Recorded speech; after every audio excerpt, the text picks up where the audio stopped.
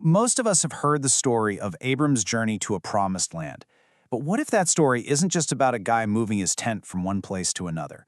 What if it's actually a structural blueprint for reality itself? Okay, let's really get into this. We're going to look at Genesis chapter 12, not just as ancient history, but as a kind of schematic for how reality works. We're talking about the very geometry of a soul in motion.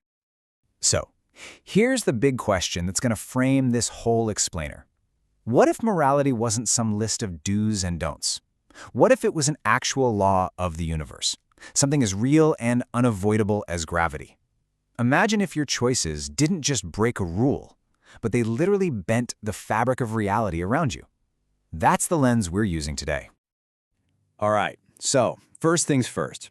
To really get what's happening on Abram's journey, we've got to understand the map he's walking on. And I'm not talking about a map of deserts and rivers. We're talking about a moral and spiritual landscape, one that has its own set of unchangeable rules. The core idea here is a concept called ontological moral geometry. Now that sounds complicated, but think of it like this. Reality is structured like a perfectly cut gemstone. It has facets and an internal grain. When your life, your actions align with that structure, things hold together. They're coherent. But when you go against that grain, well, the result isn't some arbitrary punishment. It's the structure itself beginning to crack and collapse. So how do we even measure that kind of alignment? Well, this framework gives us these 7 axes of being. You can think of them as the different facets of that reality gemstone we were just talking about. Things like accordance, trust, stewardship. These are like the moral coordinates of a person's soul. As we walk through Abram's story, you're going to see how his choices either line up perfectly with these axes or cause them to fracture. Let's start with the first part of the story, which is Abram's call. Right here at the beginning, we see him in a state of almost perfect alignment. His life is becoming what the source material calls a cathedral, a life that's being intentionally and beautifully built around a single divine purpose. And it all kicks off with this command. This isn't just a casual suggestion to move. This is a massive disruption of his inertia. It's a call to leave behind the entire cultural and family structure that gave him his identity, and instead to align with a new divine purpose, a new telos. And this right here is the crucial shift. Before this moment, Abram was basically just drifting, right? He was following a path his father had started but never even finished.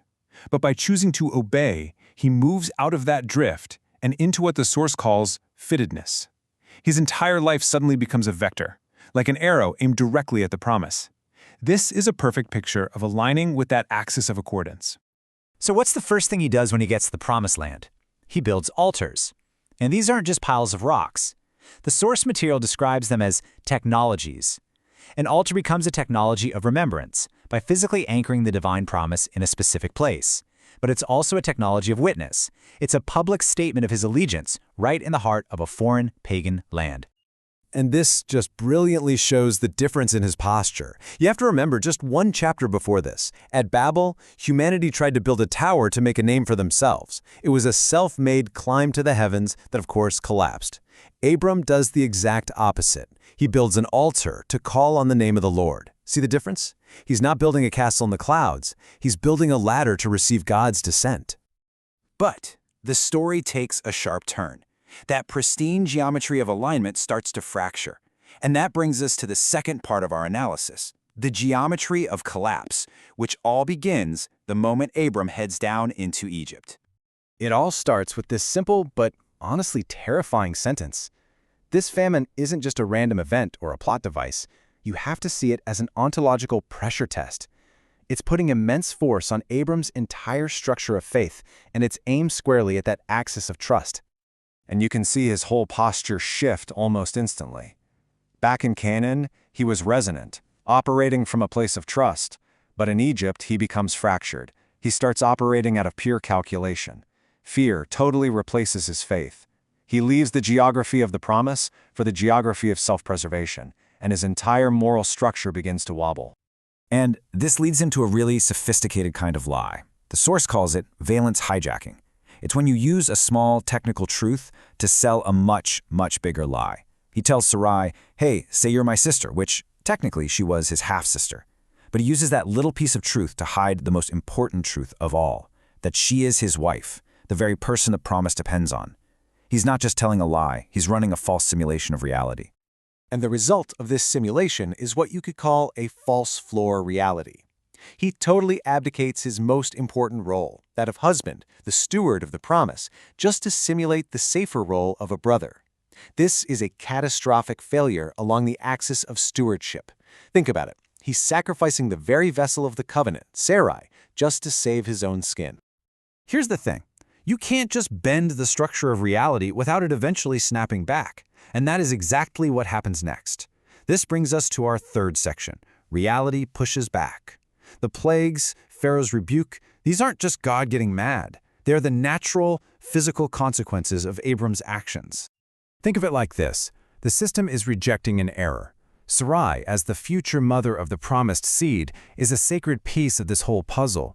You can't just insert her into a profane place like Pharaoh's harem without causing a violent system crash. The plagues are that crash. It's reality itself enforcing its own integrity against a contradiction.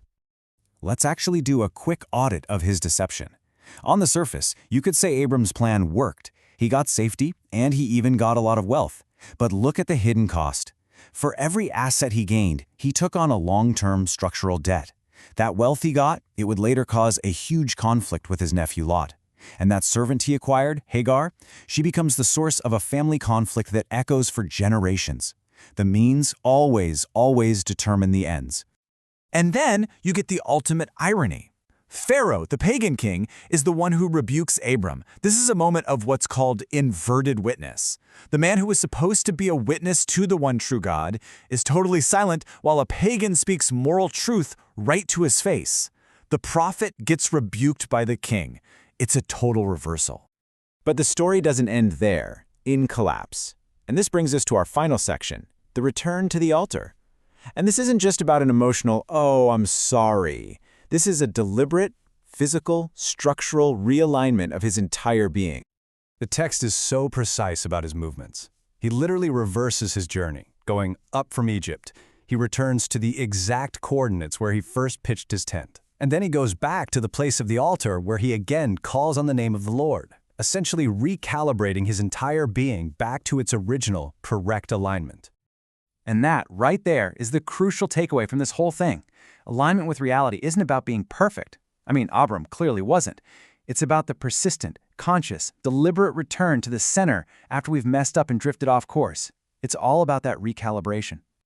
So, I'll just leave you with this final thought to chew on. When our own plans, our own false floors collapse under the weight of reality, is that just a harsh judgment? Or could it be what the source material calls the gravity of grace, a kind of severe mercy that's pulling us off our own simulated paths and back to the bedrock of what is actually truly real?